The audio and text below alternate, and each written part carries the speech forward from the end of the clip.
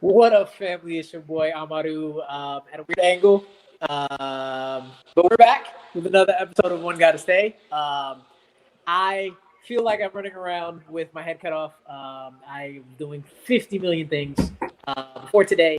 And then as soon as I got on, my computer wants to not work. So I'm on my telephone while looking at my computer, while trying to wrangle everybody, while trying to do a whole bunch of other stuff. I don't know. But we're going to keep moving.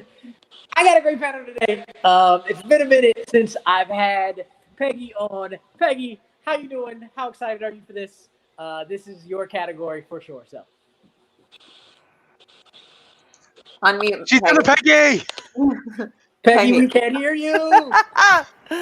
Always happens. Always happens. I guess you could say this is right up my alley. I'm interested to see the reaction of my decision making on my list because it might not be exactly what you guys are expecting. So it'll be interesting to see how it goes. Oh. And then the man who never sleeps again, but he's on. Tell me what's going on. Hi, I love coffee. Yeah, I'm doing grand. This is a fun topic. I love rom-coms, so being able to talk about them and shout at Peggy is always fun. All right. And, I don't do that enough. And the second person I thought of when I put this list together, maybe 0.1 second after Peggy, that would be Christina. Rom-coms are my favorite. I love it all. I love the cheese. I love the love stories. So I'm so excited to be here because the movies I picked to stay are so good. Hey. And then this person actually went in with my comment saying they have a sensitive side. So I will be showing my sensitive side with this man, Ryan Oregon, the real deal. How you doing, sir? Normally, I would say so-so, but considering I've never really gotten the chance to talk about rom-coms, let alone these particular people with anyone else I know, this will be nice and interesting. And of course, as you can see, based upon my bachelor pad, I get it. So obviously, I know enough to talk about women's, movies because I'm so sensitive. Really. Yeah.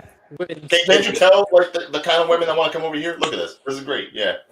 I'll be honest. I'm fighting the urge to come over.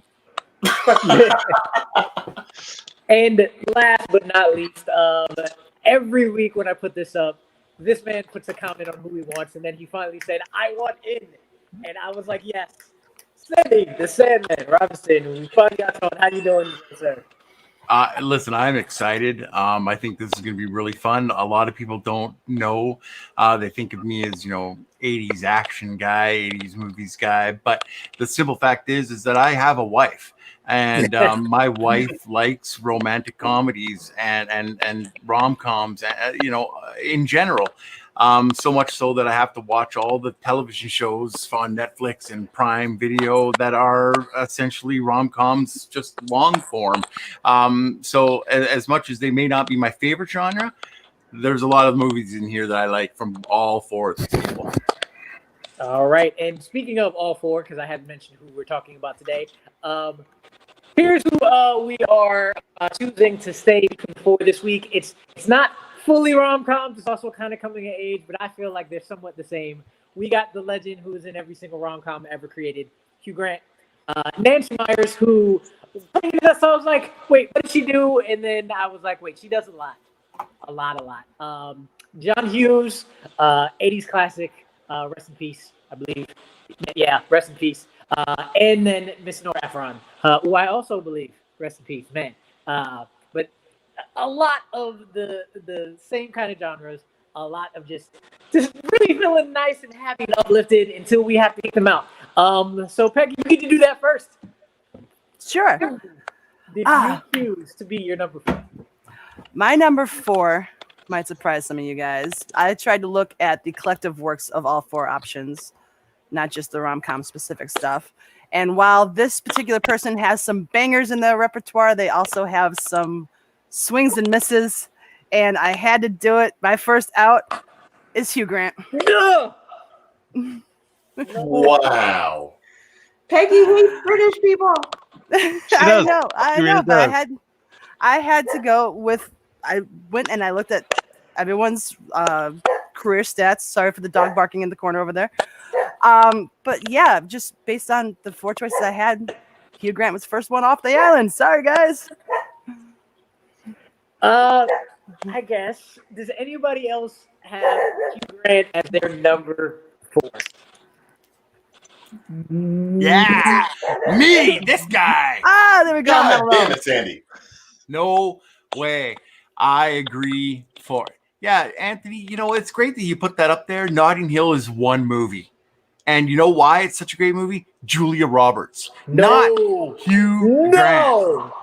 You guys are crazy. Everything that Hugh Grant does is secondary to what the actual main character does that makes that movie more famous. Hugh Grant is not, in my humble opinion, a star worthy of even being on this list of rom-coms. Just because he's in them doesn't mean they should be celebrated. Yeah, and speaking of Notting Hill, me and Tony have an argument about this movie all the time because I think Julia Roberts treats Hugh Grant's character like absolute shit in this movie.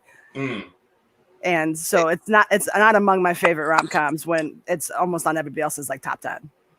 Like the issue with Notting Hill is that it's like she's there trying to protect him, and it comes off a bit bitchy. But it's a beautiful way. She's like, listen, you're just a travel book salesman. I'm this so much more. Like, it just won't work. Potato, potato. And it's so beautiful. And you are all talking utter cobblers. Yeah, I mean, it's great to bring up. It's great to bring up that movie's one good scene and go through that one. But it's a complete filmography. Is that? But he has so many amazing films he is a part of, and one that came out last year that it's not a rom-com, but my God, was it amazing, and I'm so glad. I'm so mad. It was this year. I'm so mad I missed it in the theaters before we could actually when we could go to theaters. But he has so many things so many movies that he is the star of that movie. He makes that movie even. It's not his fault he's in. I mean, I guess it is his fault he's in like 80 different films, so he's bound to miss. But when he does well, his is classic.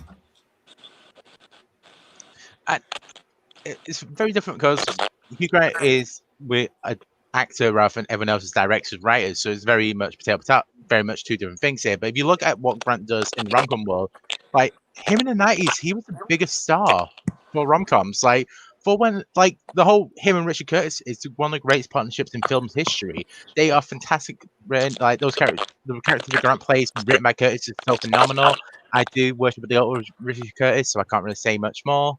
But yeah, it's dear God, like Reese Ifans is great in Notting Hill. Four Weddings and a Funeral, it's beautiful. And The Englishman Who Went Up a Hill and Came Down a Mountain. God damn it, more people need to watch that film. That film is pretty great. Real quick, feedback or is Tony like that? Pardon? What are you breaking up? Oh, all right. Well, we're gonna go ahead and keep moving. Oh, dang it!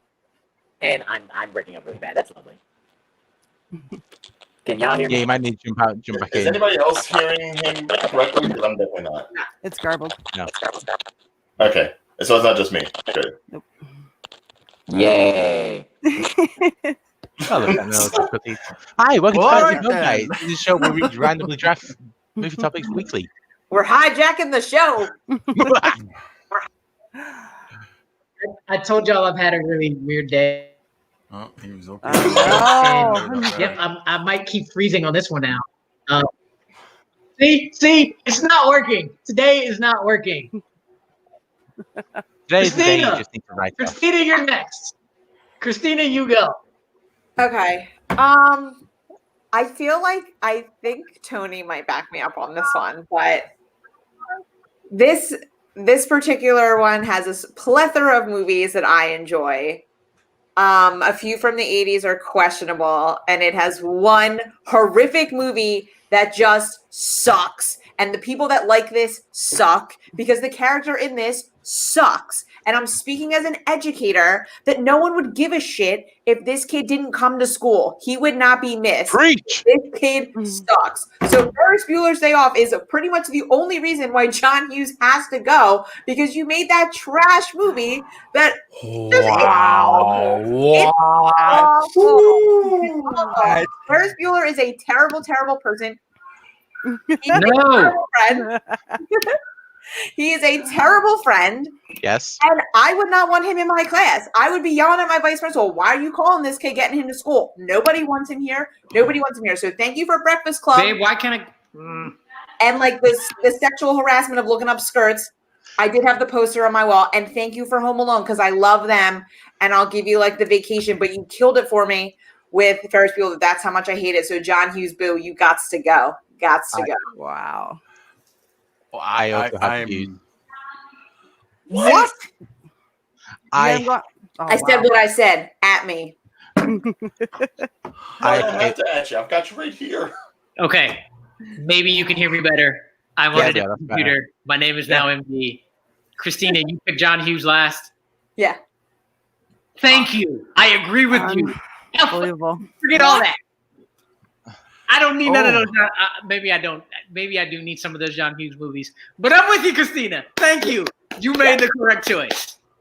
You got to remember the stuff he wrote, though. I mean, like The Great Outdoors, Uncle Buck, National Lampoon's Christmas Vacation, Home Alone.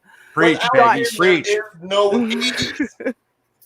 I was only alive, and I grew up in the 90s. Yeah, I was Mr. born in Mom. 88. I can live without the 80s movies. Oh, I mean, he's got a few misses in there too, but I mean, his repertoire, just his whole career. I'm sorry, I love John Hughes as a whole. I'm literally flabbergasted. It's the works that he has inspired. So many people have looked at John Hughes movies and have gotten inspiration to create their own careers off of it. His movies launched the Brat Pack and so many others of that decade that we now look back on and see their entire filmographies. To go ahead and eliminate all of that just based upon what? You don't like Ferris Bueller. There's lots of other characters outside of Ferris Bueller. Weird Science. I love Weird Science. Weird Science is trash. Weird Science is great.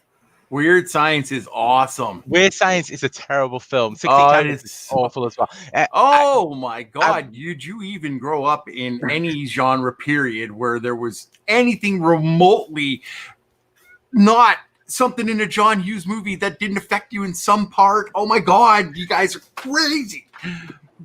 One movie, Christina, one movie you don't like. Freaking, I'm not a big fan of Ferris Bueller's Day Off either. I grew up with it, but I don't watch it every time it comes on. I'll give you that that Ferris is a pretty big dickhead. I'm going to give you that one because he really is.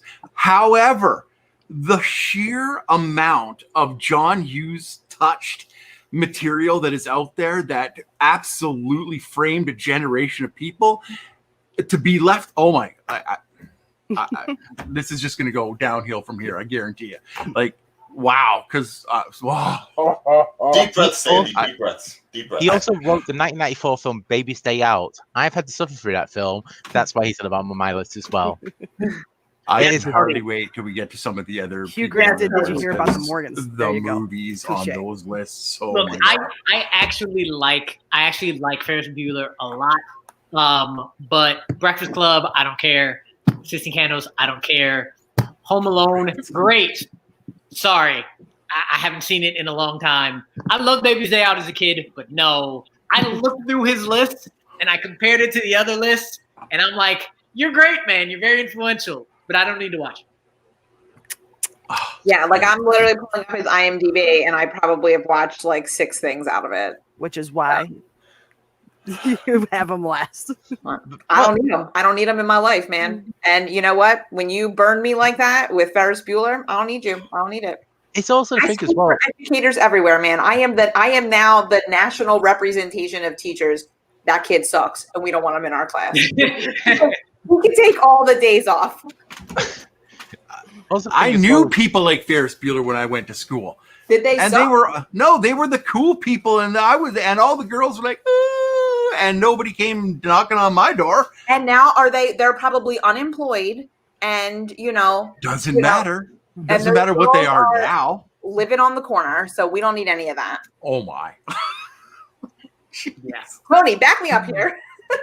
Yeah, Ferris Bueller would be absolutely trash. And most of the characters that he wrote would not be successful in life nowadays. But it's also the thing with Hughes is that he wrote pretty much the same style of film most of the time. Like, unless you're looking at something like National Lampoon's Vacation, stuff like that, but it's always the coming of age film. It's always that like stereotypical Hughesian film where it's like he never really stepped out of his wheelhouse. And it was like, here's a family film, here's a family film, here's a family film, here's a rom-com, here's a family film, here's a family film. If it's not broke, don't fix it. But all right, when you've gone ahead and you've niched out like a little hole for yourself, and that is your circle of influence, that is what you do best, then yeah, you pound it out until you die. Literally, that's what he did. true. I'm just going to say this for everybody out there. One that he wrote the screenplay for is Mr. Mom in the 1980s, like early 1980s, where it was a complete role reversal, where the woman went to work, where the wife went to work, and the man stayed home. Terry Garr, exactly, and Michael Keaton stayed home and watched the kids to absolute hilarity. And for whatever you want to say about John Hughes, no one can deny, I swear, if you do, you're going to get ripped, because Planes, Trains, and Automobiles is one of the finest movies ever created to film, period. So John Hughes, getting kicked off first, I will grab onto his feet and hold him as long as I can before we both go off this island, because there's no way I could live life without John Hughes. There's like 6 or 7 films in Steve Martin's filmography that is better than Planes, Trains, and Automobiles, and Chief of Under the Sun is one of them. Hey, with that, we're gonna just continue on before Sandy implodes. Ryan, who did you have as your number 4, your first goal? All right. Well, since I'm obviously on an island unto myself here, with everyone else knocking down much better, much more influential people, I pretty much had to look through everything that they did, and I had to look at what they were most prominently known for. And I do have to go with the one person who's probably made the most forgettable amount of movies by percentage. Like, the majority of their work is just the kind of work that, maybe if it's on TBS, like on a Sunday afternoon, you'll leave it on while you're washing dishes because you're not going to really be watching it. These are the kinds of movies that, Nancy Meyers makes. Oh. Her shit is so goddamn forgettable. With the exception of maybe 1 or 2 Goldie Hawn movies back in the 80s that she didn't even direct, she wrote. Her shit is just so cut and paste. You know how cut and paste it is? If you go to IMDb and you pull her up, the first few movies that you actually see of hers, they all pretty much have the same goddamn layout in their posters. That is how cut and paste her shit is. I am not going to miss anything that she has. However, to say what you said about John Hughes, if it's not broke, don't fix it. Those posters do work. And her directing, the stuff that she directed is all been bangers. And then the stuff Something's Gotta Give was a banger. It's Complicated was a banger. It's Complicated is a great Baby film. Boom is a banger. No. You know the kind of rom-coms Nancy Meyers makes? She makes the kind of rom-coms that 50-plus people go for the cheapo Tuesday tickets to go and see. That's her niche. That's it. Do not judge those people. Those people like what they like. Yes. They like their stale popcorn, and they'll bring in their homemade jujubes to watch during the movie while they have a Fanta or some shit. But you know what? In the grand scheme of things, compared to the other 3 people, her stuff is the most minuscule. I don't know. I have to watch The Holiday every Christmas. Yeah. Does anybody else have Nancy Meyers as 4th, or is Ryan? No, they don't. They really don't. I know it don't. No. I can't agree with you, man. No, not at all. But you've given your spiel, and you've told us all you need to know about why movies that 50-plus-year-old people go see on a Tuesday are not worth your time of day unless you're like cooking in a kitchen. But with that, what we have so far, we have I cannot see that, but it's all right. Me, Tony, and Christina had the right choice with John Hughes going last. And then Peggy and Sandy have Hugh Grant going as their number 4 pick. And Orion was by himself, having Nancy Meyers gone and disappeared. Sandy, these youngsters just don't appreciate Hughes, man. They don't. I guess not. And I guess from there, I will continue on with who my number 3 is. And I assume that me being a youngster is going to continue with this trend because sometimes I can't figure out whether a John Hughes movie is a John Hughes movie or a Nora Ephron movie. Oh my God. And Nora Ephron is number 3 for me. Oh, Wow. Nora Ephron is gone. I have a feeling me and Sandy have the exact same list. And maybe I didn't mean John Hughes, but what is the difference between You've Got Mail and Sleepless in Seattle and everything else? Looking at everything, Computer. That's it. Computers. But then I don't remember Julie and Julia, and I've seen it, and I'm just like, I don't need it.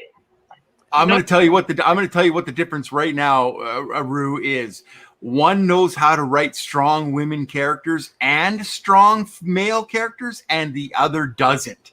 The other one Nancy Meyers can write strong women, but in almost every one of her movies, the male lead is belittled, befuddled, turned into a joke for the entire movie, whereas Nora Ephron makes an equal pairing of the man and the woman in the romantic comedies. That is hands down the difference. And That's personally how I like my men. So Anthony, I prefer equals. I love you, Anthony. I prefer Does anybody else agree with me? Anybody else agree that Nancy Meyers is Nancy Meyers, not Nancy Meyers, Nora Ephron? Nora Ephron. Is number 3. No. I too have Nora Ephron at number 3. Yes. You guys never seen When Harry Met Sally? Yes, the greatest rom-coms of all time. When Harry Met Sally, Not he the made greatest rom-com the of all Witch. time. For every Sleepless in Seattle, there was a You Got Mail. Yeah, Bewitched kind of character. For every Julie and Julia, there was Lucky Numbers with John Travolta. You know, I mean, if you want to go ahead and like really nitpick on like whole filmographies, you want to go ahead and throw Hughes under the bus for his entire stuff. You've got to go ahead and look at everything that Ephron's done. You can't just rely on like 2 or 3 good Tom Hanks movies. Why can't you not? I went pound for pound. Which movies would I want to hang on to? And I'm sorry, My Blue Heaven. You didn't realize Nora Ephron wrote that one, did you? I mean, come on, that movie's fantastic. No, I did know that, but if you want to talk Steve Martin movies, she also did Mixed Nuts. When was the last time you watched that one? But Ryan, for every Lucky Numbers, there's a Michael. And Michael is fantastic. It's a great John Travolta movie that makes you think as well as have a good time throughout the whole movie. No, not Nora. No. Look, I'll admit, Michael I did enjoy because it was fun seeing, John Travolta kind of pudged up in an angel. But then there's also Hanging Up. Who here watched Hanging Up? Of course. Stan Keaton directed. It's actually quite good. No, it's not. Hanging Up is a beautiful story. It's all about sisters. I have 2 sisters and they do nothing. And if my dad was dying, I would have to take care of him. And it's they a bullshit version of First Wives Club. Basically, what is her thing with trying to use technology as like the crux of a movie? You've got Mail with computers, Hanging Up with the telephones, the whole television production thing with Bewitched. I mean, I think we're all a little obsessed with technology, so it makes a good. She was ahead of the curve. She was very much so. And I would fall in love via email. It actually made it not age terribly. When you use technology like that in your movies, it does not age well. Okay, listen, this aged well stuff is got to be done with. Every like seriously, you watch Woodstock the movie, guess what? Sucks. Absolutely blows. It doesn't hold up. Any movie from any decade you want to watch doesn't hold up to nowadays. It doesn't. And the movies that are done nowadays won't hold up 30 years from now. That's just the way you have to be in the time, in the zone when you're watching those things and accept them for what they are, not what they should be 30 years in the future. If everybody made movies like that, no movie would make sense. Somewhere there's someone watching Back to the Future and hearing you and crying. Well, Sandy, how about you just keep going? Oh, yeah. Let us know what is your number 3. Who is gone? Who's in the 3rd spot for you? Okay, so I already put this out there for my reasons, but Nancy Meyers, I could not watch another movie of hers for all of eternity, and I would have zero problem with it. Like I said, she can write semi-right. She can write strong women characters, and she does, but she doesn't give them a good back and forth because she belittles the men that are in her movies, and I find that it's very, very off-putting and often takes me out of the movie when I watch it. Like Mel Gibson, say whatever you want, but back when What Women Want came out, he was one of the biggest movie stars on the planet. Whatever, we all know what he is, and we're all cool, but during that movie, like, he was a strong male character to start off with, and then just slid down a slope of continual beatdowns from the female cast, and it just keeps on going. Those movies are all like that. Like, let me see here, looking at this awesome filmography of hers. Something's got to give. Jack Nicholson plays a bumbling idiot through most of the movie. It's complicated. Alec Baldwin is just a meh, and goes on there. I mean, she even takes freaking Robert De Niro and puts him underneath the boot. So, I mean, I'm sorry, no, hold it. The Intern is a fantastic film. Yeah, it's a beautiful film, but Robert De Niro does such an amazing job in. It is so boring. I'm going to circle back to the Mel Gibson thing. He doesn't become a bumbling idiot. He stops being a jerk off. That's what it is. That's where he ends up at the end. The middle, the beginning to the end, all that middle stuff in there. Go back and watch it. Of course, he's losing it a little bit. Sandy, it's almost like you're saying that she cut and pasted a lot of the stuff that she was doing in her film. Hey, that's a good analogy right there, Ryan. I remember somebody saying something about that earlier, which I agree to. So yeah, the Nancy Meyers, like, please, I'll give her a sliver of wood to swim off the island on. So, does anybody else agree? Does anybody else have Nancy Meyers at their number 3 spot? Peggy, I do have it as 3. And Tony. I do as well. I mean, with the options that were left after I kicked Hugh Grant's ass off, yeah, she's going to be the next one to go. Well, I love The Holiday. I love Baby Boom, but there are some ones that are just like, in there. I mean, like, Tony? yeah, I'm in the same boat. So the ones that she's directed, they're all good to great films. Like Parent Trap is a fantastic film. The Intern, seriously, people need to rewatch The Intern. It's like the way Rob De Niro plays that character is so fantastic, and just like, oh yeah, I'm a guy that was used to being in power. Now I have to come to this new world, and just like, I'm not like the big man in charge anymore. What's going on here? And the stuff that she wrote as well, Father of the Bride, I mentioned earlier how I didn't think that Plain Jane and Elmville is Steve Martin's best work. Here it is.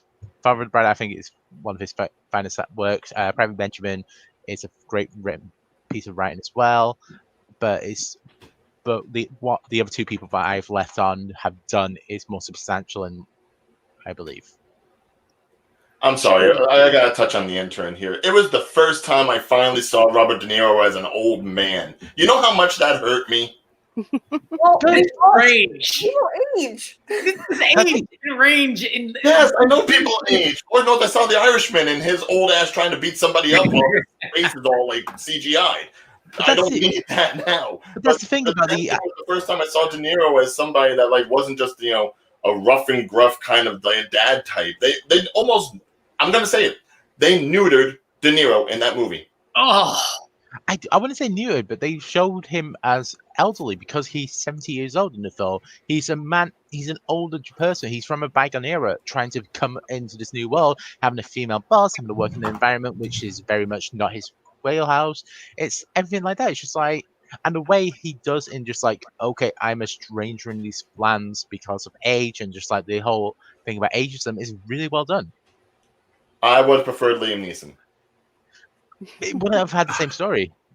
Like, you had to have that. You had to have the. He wouldn't have been as sympathetic of an individual. The elderly character learning how to like step up in the world and become like a modern Pick up man. the bones of Abe Vigoda and put him in the lead role. And then you also have the Anne Hathaway character of just like, oh, all right, I've now got a father figure. Like this works so perfectly together. I'm going to use Tony, you make a great point, but I'm going to use your analogy of that people age and do it. There's being older and doing it wrong, and then there's doing it older and being right. One being The Intern, wrong, and one being right, Silver Linings Playbook. That's an Oscar caliber movie where he's an old man and plays a good person, and the performance Plays a doesn't make degenerate him. gambler. I think you guys are making the point. But Like, he's still. De Niro just played someone different than he typically plays in The Intern. Like, he played a South Philly dude in Silver Linings Playbook. He played like an aging professional. Like, that's just what he played. Oh, I'm saying that you can do it. You can do it differently and still make him badass. Robert De Niro, instead of He doesn't need to be badass just because he's Robert De Niro. He needs to play the character the way it's written in the movie. there.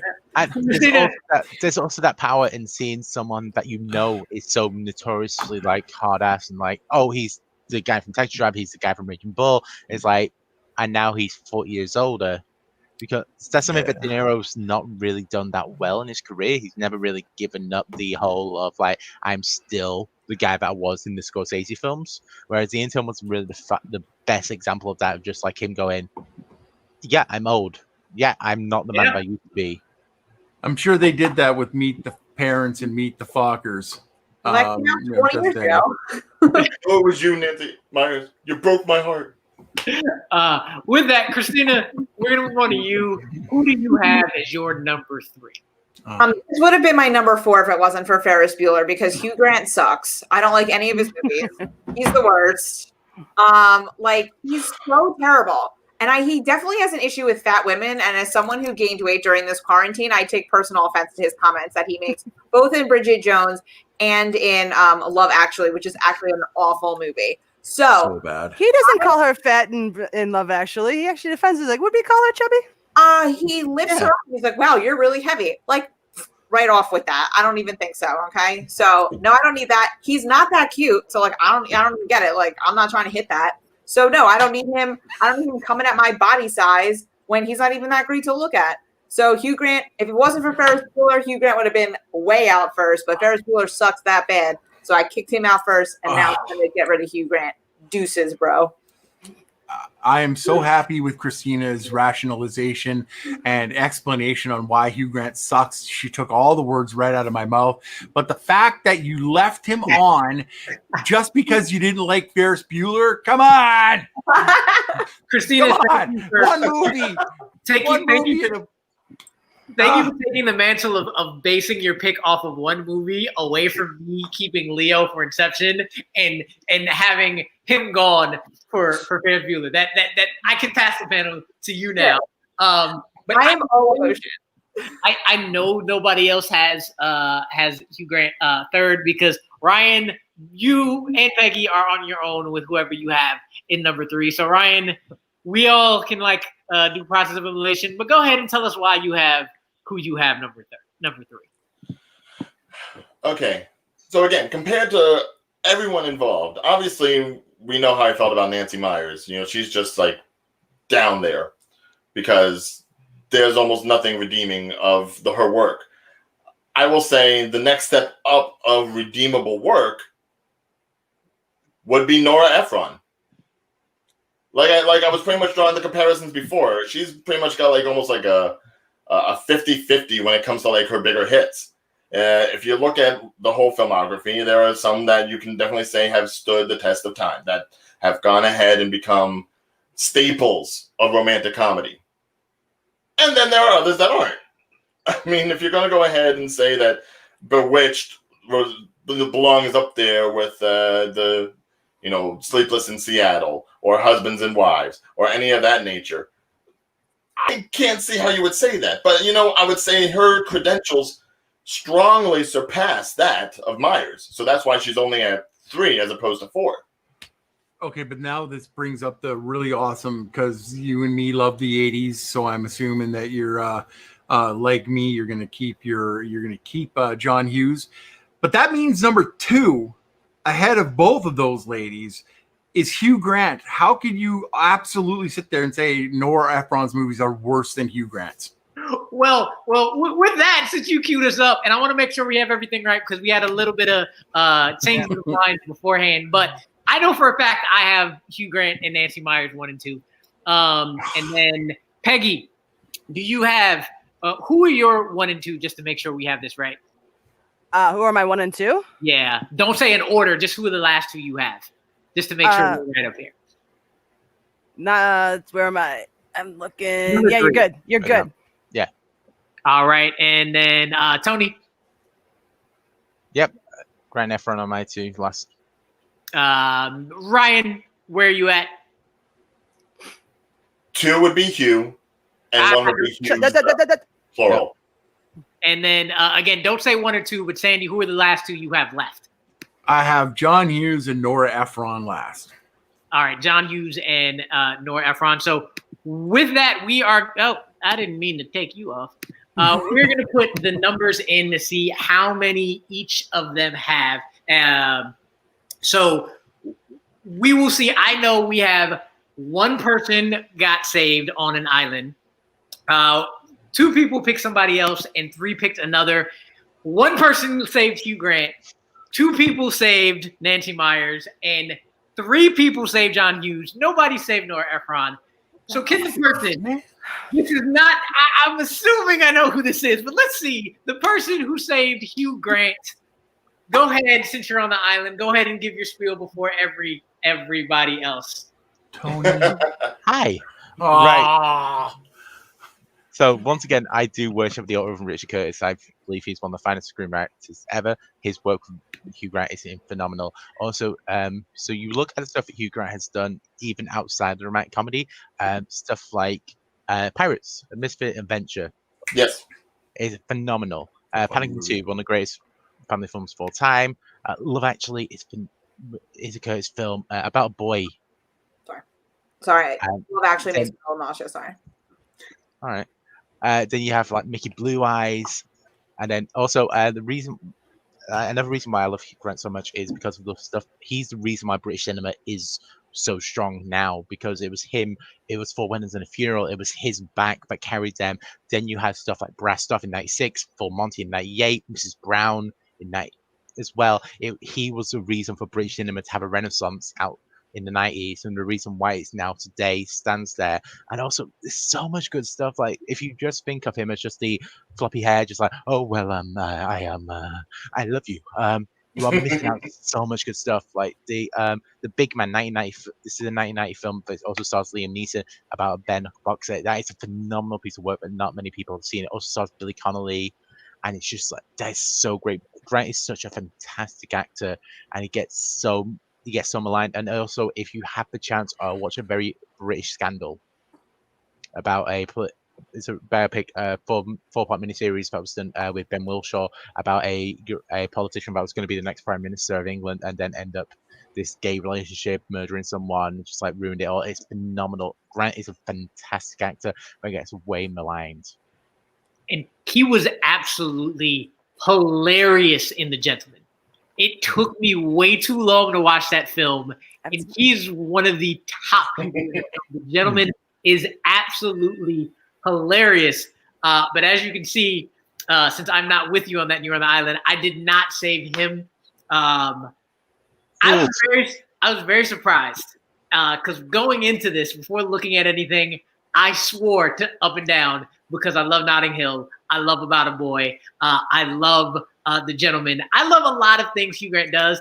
I would have saved him. But I didn't. I saved Nancy Meyers. And so did Christina. We have Peggy and Ryan and Sandy who saved John Hughes. For me, I looked it up and I was like, let me just make sure, let me see before I make this decision. Let me see what Nancy Meyers did. And then I saw my childhood. And then I saw before my childhood. And then I saw my teenage years. And then I saw my adulthood, because The Intern is by far one of the best films to have come out that year, period. And I was like, holy shit, she helped, she wrote Father of the Bride too? And she did The Parent Trap. There's no, and she did What Women Want. And she did Something's Gotta Give. There's no way.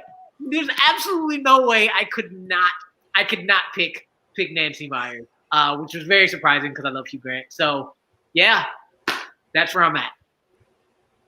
I don't even know what to say here.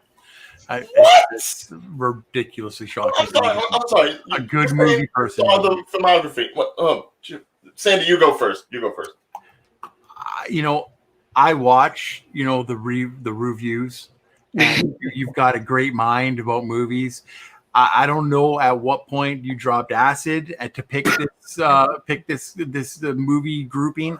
And I respect your opinion to do it. I just don't understand why. And Peggy has to send the dog right next door to start chewing you up because I'm just shocked. Yeah. And just all apologies to Nora Ephron. She was my number 2. It was really hard to choose between her and John Hughes for me because everyone knows I love When Harry Met Sally, but I also love The Breakfast Club. So, yep. But it was between Nora Ephron and Nancy Meyers. But I feel like Nora Ephron I just like recently got into, mostly because Peggy was like, these movies you have to watch. But first of all, I would like to point out that I've been on this show 3 times. And my point of being on this show is either to speak totally emotionally or to just straight up cause controversy. So none of my arguments are ever objective or well-researched. They are purely here. Either I steal people's ideas off of Google because I need an argument just to cause controversy, or it's purely emotional, hence Ferris Bueller. But when I saw Nancy Meyers, I love almost everything that is on there. And I can watch those movies and have watched those movies repeatedly. And I just did not get that from any of the other ones. And her movies are so good, and I can watch The Holiday all the time. I still cry, and I know exactly what happens. And Father of the Bride and Father of the Bride 2, like as someone that, recently got married, and when I watched it for the first time, like Anthony and I were engaged, like it was a very touching movie for me. So it's these are emotional things for me, and that's what made me get attached to her movies. You're great. I rant. They are. And and it's really bad because, Tony, I'm that close with you with Hugh, but John, I know y'all didn't like the age argument, but she probably has the films that you can watch at any point up and down and enjoy it just as much as you enjoyed it before. I don't see that with John Hughes, except Ferris Bueller. I don't agree with Ferris Bueller. I love Ferris Bueller. But outside of that, Oh my! You don't want that kid in your class. You know it. No, I don't. But I can watch it in somebody else's. That's fine. You don't want any of those children. You don't want any of the Breakfast Club in your class. I would see Brian Johnson. You don't have him in your class. I don't teach that level though, so I wouldn't have had him. But Peggy and Ryan and Sandy, go on ahead. We've been beating him down. Why are we wrong? I just have one thing to say about Nancy Meyers, and that's Jumpin' Jack Flash. Don't you dare slander Whoopi. I like Jumpin' Jack Flash. Nothing against Whoopi, but that's not the Whoopi movie that we would probably think about if we had to think about a Whoopi movie. I don't know. You think it's Sister Act, but it's still a good film, and it's Penny Marshall directed as well. Well, Rue, you were saying they're having a crisis of identity, I think. Rue, you were saying about how Nancy Meyers, you saw Nancy Meyers' list of movies and you saw your childhood. That's how I feel when I look at John Hughes's list of movies. I'm talking, I love Weird Science. Fuck you, Tony. It's a good movie. I love, obviously love Breakfast Club. Christmas Vacation, another one I have to watch every single Christmas. Every year. Every single one. And just, he's got a few that, like you said, has not aged very well. Talking like 16 Candles. It's a little bit racially controversial at parts. But just some of them are just dead ass classics in my book. And there's no way I could, all apologies to Nora Ephron. Nora, wherever you are, I love you, woman. You're awesome. But I'm sorry, John Hughes, I couldn't give him up. Just couldn't. Yeah, I do want to get on to Hughes for a second. But first, I do want to say, yes, Tony, Hugh Grant is an outstanding actor. If it wasn't for the fact that Hughes was even in this list, I probably would have put Grant at number 1 along with you, just because I do adore his body of work. He was like the British actor whenever you needed a British actor in a movie. And yeah, he can do the romance, he can do comedy, he can do so much. And yes, he probably is very underrated. Lord knows I love 9 Months. I love the Pirates movie. Gentleman was great. Man from U.N.C.L.E. He was great, even if for a bit part.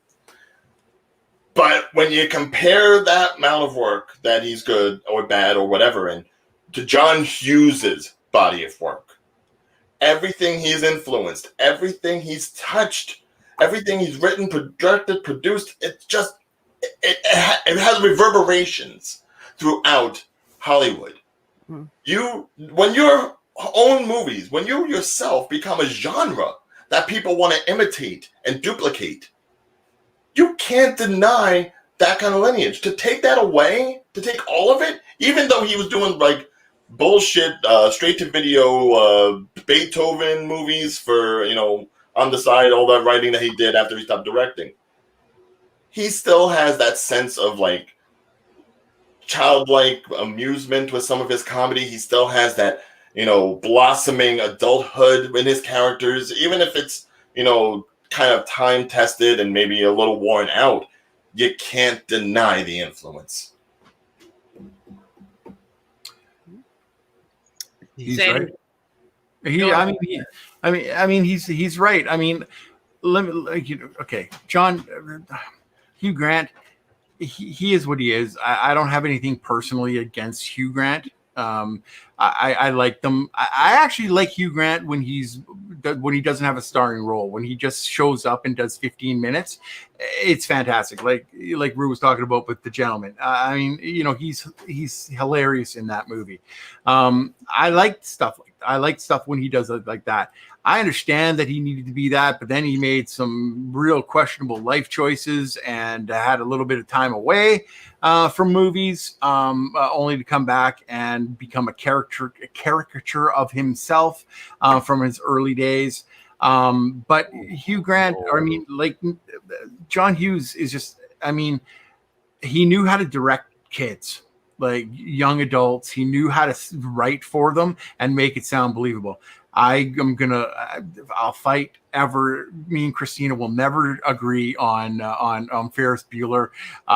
It comes on, and I just have to watch the first. I just have to watch like the first little bit to get Ben Stein's Bueller. Every single person in the world has at one time said Bueller when nobody's listening to them. Bueller all the time. Bueller, anybody Bueller. That is absolutely driving your legacy into the lexicon of North American culture. That, and the fact that I don't know about any of the other three, although I do. John Hughes has had 2 documentaries made about him. One was Ferris's Bedroom, and the other one was Finding John Hughes. Those are pretty significant from people of this generation that have traveled all the way back to the 80s and loved what John Hughes has done. So I disagree that his movies aren't as acceptable nowadays as they were before. But I mean, everybody has their opinions, and I respect everybody's opinion. And I'm just happy that I was able to hold on to John Hughes's legs long enough for everybody to come to their senses and grab onto my legs and pull him back to the island where he belongs. The issue with Hughes is that he wrote the 80s child. He wrote that period. Like, if you go back and if you didn't watch that movie at the right age, if you didn't watch it in the right period, you go back and it just feels weird. Like they don't talk like real kids in that sense. They talk like if you watch it at the exact moment, you feel, oh, they're talking. That's how I feel. But then you watch it later, just like, no, that's not how I felt. Like he caught that one bit of moment, but if you don't watch it at the exact perfect time, it just becomes a bit weird. See, I don't think so. I think a lot of his stuff is not all of his stuff, but a lot. Like I think Breakfast Club is timeless. But then again, I don't know kids as well nowadays, so maybe I'm wrong. They're still pretty angsty.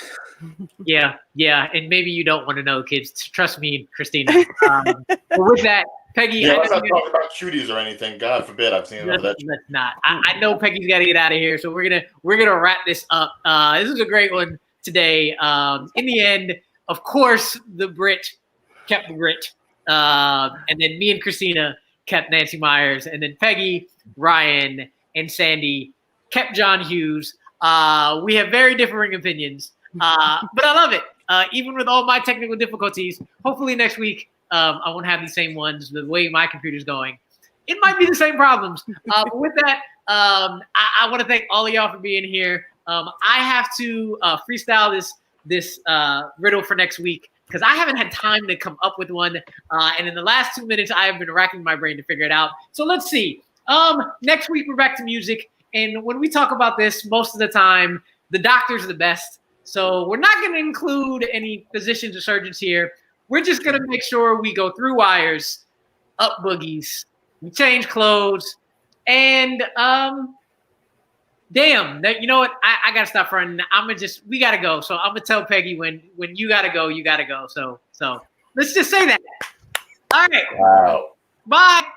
Oh, yes. Good luck, Peggy, on your match.